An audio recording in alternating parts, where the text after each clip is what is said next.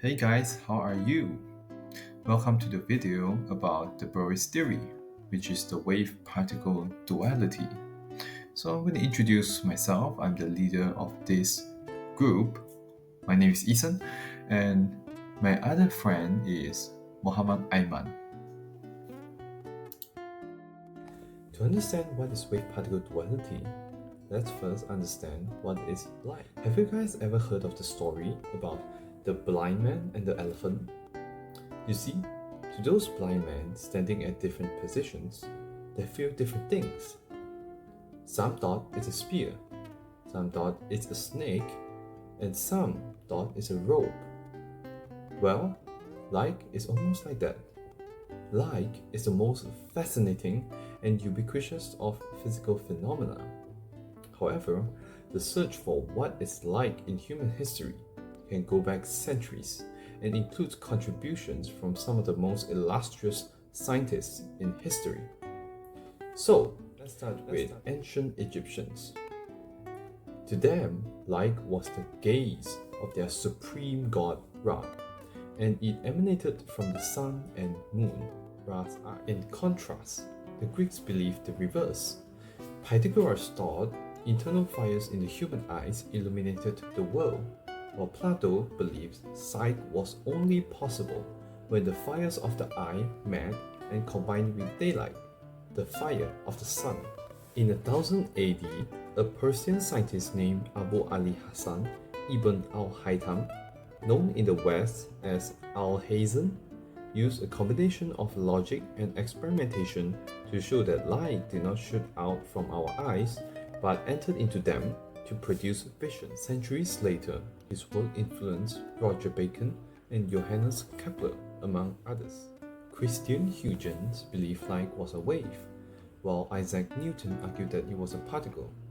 Due mainly to his well-established reputation, Newton's particle theory won out and was accepted for more than a century. However, the pendulum swung the other way in the early 19th century.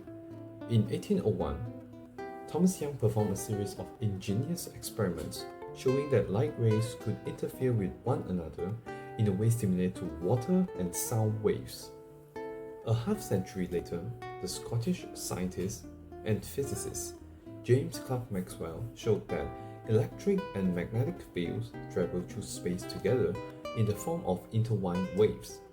Maxwell further demonstrated that these electromagnetic waves travel at precisely the speed of light, leading him to correctly propose that light was an electromagnetic wave. The debate seemed settled and Huygens appeared vindicated, but in the early 20th century, the work of Max Planck, Albert Einstein, and many others revealed a strange third possibility, which repeated experiments have since confirmed that light is not a wave, instead is made up of particles. Louis de Brogile, whose full name was Victor Pierre Raymond VII de Brogile, was a French physicist born on August 18, 1892 in Dieppe, France, and passed away on March 19, 1987 in Louveciennes, France. He is best known for his groundbreaking work in quantum theory, particularly for introducing the concept of wave-particle duality. In 1924, de Broglie proposed that particles such as electrons could exhibit both wave-like and particle-like behaviors. He could hypothesize that all matter could have wave-like properties similar to the light. This idea was a significant departure idea from classical physics, which treated particles and waves as fundamentally separated phenomena. In 1927, de Broglie's ideas were experimentally confirmed by the Davison-Germer experiment, which demonstrated electron diffraction. This provides strong evidence for the wave-like nature of particles. In 1929, he was awarded the Nobel Prize in Physics for his discovery of the wave nature of electrons. The Broyle's starting point was from Einstein's famous equation relating matter and energy, which is E equals mc squared. Now, using Planck's theory, which states that every quantum of a wave has a discrete amount of energy, given by Planck's equation. Energy equals the Planck's constant times the frequency. Now, since de Broglie believed that particles and wave have the same traits, which means that wave can become particle and particle can become wave, he hypothesized that the two energies would be equal. So, mc squared can equals to Planck's constants times the frequency. Now, because real particles do not travel at the speed of light, de Broglie submitted velocity for the speed of light, c. Through the equation wavelength, de Broglie substituted the frequency to the velocity over the wavelength for the frequency, and arrived at the final expression that relates wavelength and particle with speed. Hence, we get the Broglie wavelength, which is lambda, equals to Planck's constant over the momentum.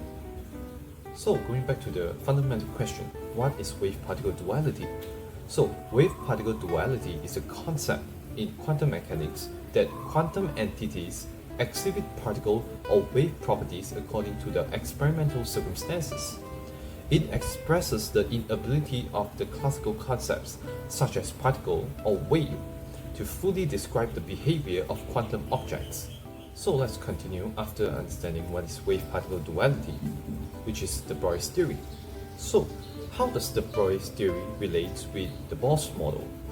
So, Bohr theory modified the atomic structure model by explaining that electrons move in fixed orbitals and not anywhere in between, and he also explained that each orbit has a fixed energy. Rutherford explained the nucleus of an atom, and Bohr modified that model into electrons and their energy levels. There are three postulates of Bohr's atomic model. That is, the electrons orbit the nucleus at fixed energy levels. The second, orbits further from the nucleus exist at higher energy levels. And third, when electrons return to a lower energy level, they emit energy in the form of light. However, Bohr could not offer a reason why only certain energy levels or orbits were allowed. In other words, he could not explain why the energy levels are quantized. De Broglie came up with an explanation on why the angular momentum might be quantized in the manner Bohr assumed it was. De Broglie realized that if you use the wavelength associated with the electron and assume that an integral number of wavelengths must fit in the circumference of an orbit, you get the same quantized angular momentum that Bohr did. Now let's talk about one of the experiments that proved that light is made up of particles, which is the photoelectric effect. So what is the photoelectric effect? The photoelectric effect is the emission of electrons from a material caused by electromagnetic radiations such as ultraviolet light. Electrons emitted in this manner are called photoelectrons.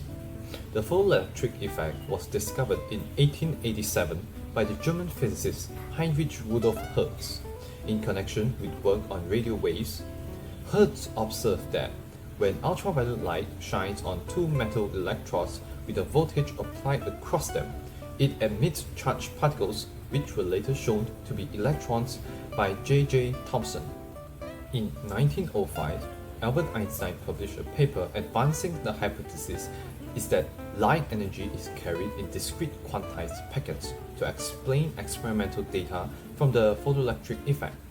Einstein theorized that the energy in each quantum of light was equal to the frequency of light multiplied by a constant, later called the Planck's constant. A photon above a threshold frequency has the required energy to eject a single electron, creating the observed effect. This was a step in the development of quantum mechanics. Einstein was awarded the 1921 Nobel Prize in Physics for his discovery of the law of the photoelectric effect.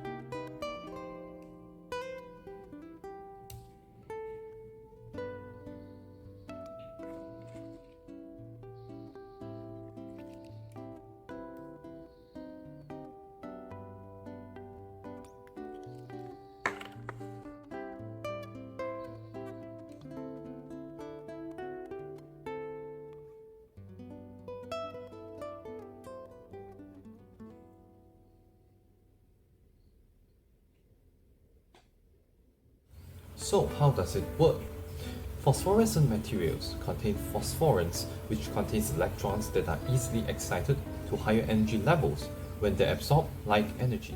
The excited electrons drop to a lower but still excited intermediate level and stay there for a period of time before returning to the ground state and emitting the excess energy as visible light.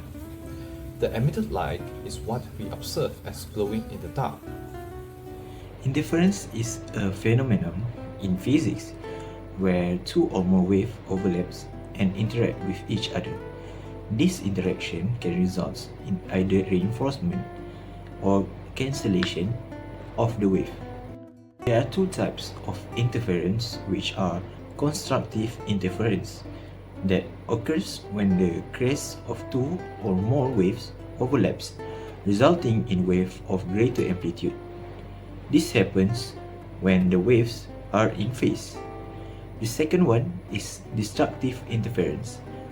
Occurs when the crest of one wave overlaps with two of another, leading to a wave of reduced amplitude or complete cancellation. This occurs when waves are out of phase, as described by the Brogile's hypothesis.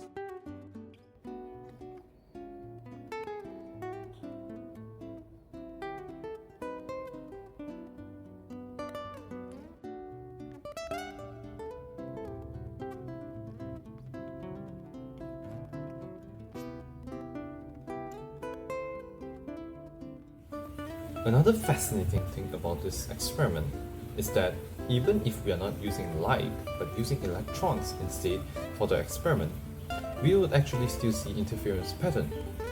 Sending coherent particles through the double-slit apparatus one at a time results in single particles being detected with white dots on the screen, as expected. Remarkably, however, an interference pattern emerges when these particles are allowed to build up one by one. This demonstrates the wave-particle duality, which says that all matter exhibit both wave and particle properties, depending on the circumstances. Last but not least, as a conclusion, the wave-particle duality limits our understanding in determining the position and momentum of subatomic particles. In the 1920s, Werner Heisenberg and Niels Bohr tried different experiments to precisely measure the behavior of particles. However, they were unable to simultaneously measure position and momentum at the same time. This meant that even if they knew where a particle was, they couldn't find where it was going, nor where it came from. After all, the wave is spread out. They concluded that it was impossible to accurately measure and determine an electron's momentum and position simultaneously. Hence, the uncertainty principle by Werner Heisenberg is also referred to as the principle of indeterminacy. Last but not least, I would like to express my sincere gratitude to my beloved professor in modern physics, which is Professor Zaidi Embong, for his invaluable insights and direction, which really helped me throughout the process of completing this assignment. Thank you. Thank you everyone for watching this video. I hope you learned something and understand something from this video. And thank you. See you soon.